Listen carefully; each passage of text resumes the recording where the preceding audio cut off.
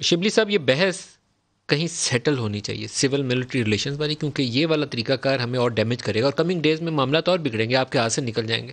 تو اب بڑے بیٹھ جائیں، جو اس قوم کے بڑے ہیں، الیکٹڈ لیڈرز ہیں، آپ پارلیمان کی کمیٹی بنا لیں، وہاں بیٹھ کے سارٹ آؤٹ کر لیں.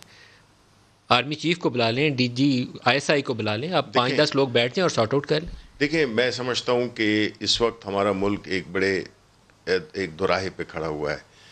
اس نے یہ چوز کرنا ہے کہ آپ دھونس کی، بلیک میلنگ کی اور کرپشن کی سیاست کے ساتھ کمپرومائز کرنا چاہتے ہیں. یہ ہمیں دیکھنا ہے. ہم یہ کر نہیں سکتے ہیں، ہمارے سر پاس یہ جوڑ کے مینڈیٹ بیٹھنے میں نہیں تو ہے. مذائقہ نہیں ہے. نہیں، سر جوڑ تو آدمی ان کے ساتھ بیٹھے جب جو ملک کے ساتھ سنسیئر ہوں.